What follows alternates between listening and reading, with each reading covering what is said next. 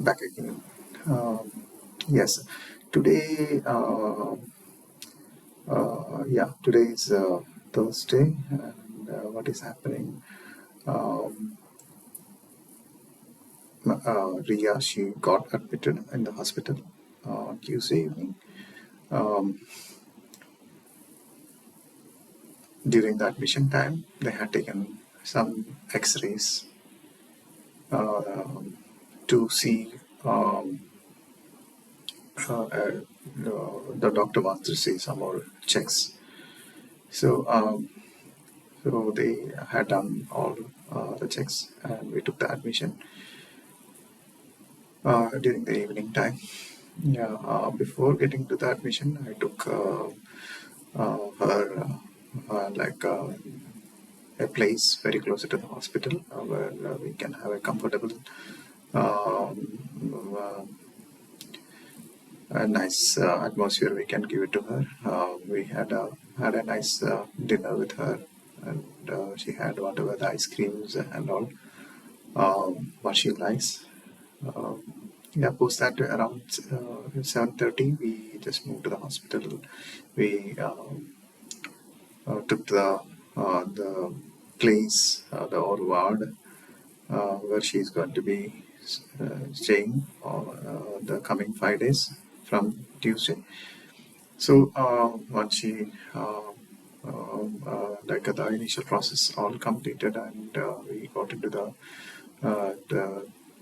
room where she's going to be staying on the prior to the surgery day, that is Tuesday. Surgery is planned on Wednesday morning. So prior to that, she had the food and all, and the doctor advised her not to take any water or food, anything post 12 in the midnight. So she had a habit of not to eat heavy food post 7 o'clock. So that way, it was fine. She stick to that, whatever the diets doctor had recommended. She had gone to bed a little late, and yeah, it was the previous day to the surgery. The team wants to do have all the pre things like adding the IV line, then checking all the while putting the IV line, is there any things she's getting so the first thing while putting the IV line, I don't know the correct term. She had a kind of swelling, so they given little time. They say that some her veins are dehydrated, so they took some 30 minutes. They waited, and again they came back, and they also drank some. Um, these are all drank some water, juice, and all. These are all happened, I think, around 10:30 or before 12, and she was confident that she can go for the second time. So we called the staff, the nursing staff. They tried on the left hand, initiated the IV line, that insertion, and then she was okay. She was ready, and in the night time, she got nice sleep. And early morning time, they said that they'll be coming. She has to take some sponge, I mean, some kind of bath and get ready for the surgery, wearing the dresses and all. So some medicated water she need to use for bathing. So early morning around 5:30, the next day, the nursing staff, they came help her with the given the water, medicated water to take. She took bath, and then she changed the dress, and she was getting ready for the surgery. She was happy, pleasant, um, confident. So all those things, and the previous to that day, some doctor team they had visited. They say that the surgery is not a small one; it's a major surgery, and they are equipped with everything. they also say that they are going to add some monitoring about the nerves and all, and also they also prepared us in case the surgery requires more blood, that requires transfusion. All those are, they say that the team is ready for all those things. Since we are depending on the doctor, we are okay. We know that team is there to take care of her. So the next day, like after the bath, they were ready around 6:30. She was ready. They will allow only one person to stay. We took a sharing room. Basically, initially due to the um, insurance and all those things, the pricing was going high, and I did not have that much coverage. So I went with the general option where multiple people will be there in that section. So one person can hardly sit, no lying down. So by the time we were reaching the last evening, they say that they don't have, it's all full, and they upgraded our general to the semi private room. That is nothing but two patients will be there, including her. So we also have the attenders, a small recliner kind of thing where we can sit next to her. And yeah, so yeah, coming back, yes, around 6:30, her mother and me was there, and then we took a place just near to the hospital. That's this place where we can come at least have some comfort. Like after the stress of the hospital, we can just come and lie down. And so that her mother also came, and she was ready. For she was sitting very happily, pleasant feel she was having, and the doctors they took, I mean, staff they took her. And the surgery OT was there in the second floor, so they took her on the wheelchair. They were also doing, before taking her, they were also checking the reaction to the body, how the medicines reacts. I forgot the name. Yeah, so they tested and everything was normal. And around 7:30, um, I think I mean from 7 to 7:30, 7:45, we were just waiting on the just before the pre-operating section, and doctors coming and checking all her documents. I think they had done their homeworks, and you know what, all the staffs, all the team of doctors. So we see that many other patients are ready for surgery.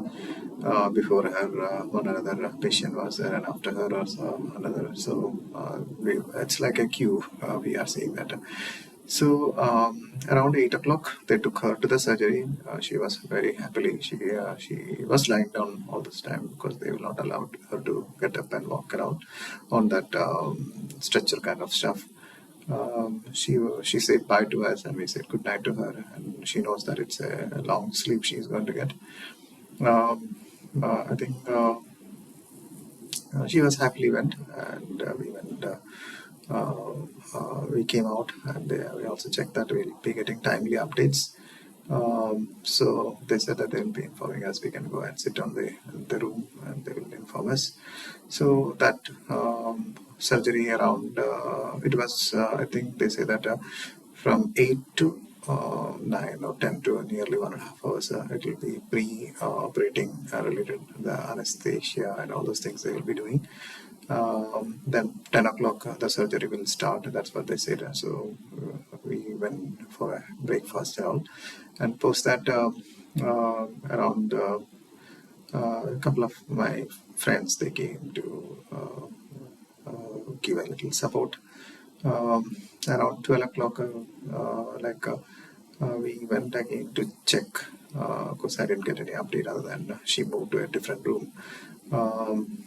So she, when they said that everything is going fine, so we came out for having lunch. So they say that around during the lunchtime, they say that operation completed.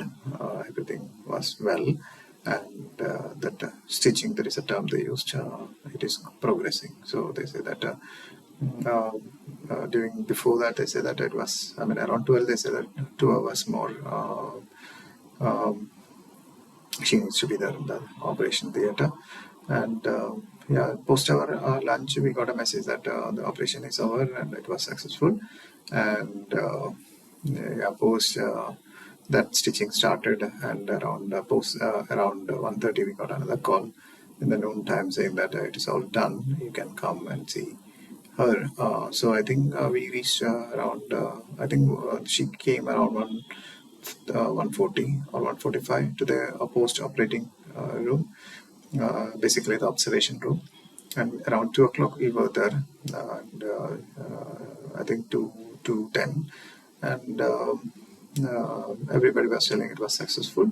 The team was telling, and we saw the doctors, like the scoliosis specialist, and who he is taken the responsibility of the surgery, and plus the doctor who given the anesthesia. So she was under medication, a lot of equipments around her, surrounded by the. She was surrounded by the equipment, and she was having that medication, the pain relief, and all these things. Doctor was also saying that everything is fine.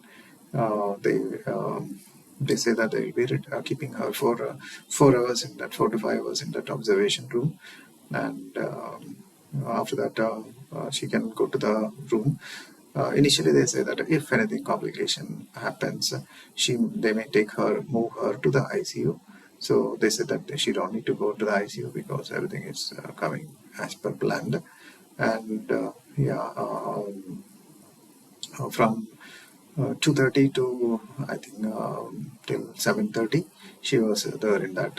I mean, 2 to 7:30 in the evening, she was there in the observation room. Each hours passed, she was fine, but she wanted to sit. That is what I see. But doctor said sitting, and without sitting, whatever the other things she can do, like moving, keeping the leg up, and all those things. She was trying all those things. Once in a while, she was getting pain. The doctors, they asked her between 1 and 10 on a scale what level. She said that 1 and 2, and whenever she's getting pain, they're given some kind of switch where she can apply, and the pain relief will happen. And it's a control one. We cannot have more. Within 30 minutes, some limits they're set. So above that, the controller will not allow.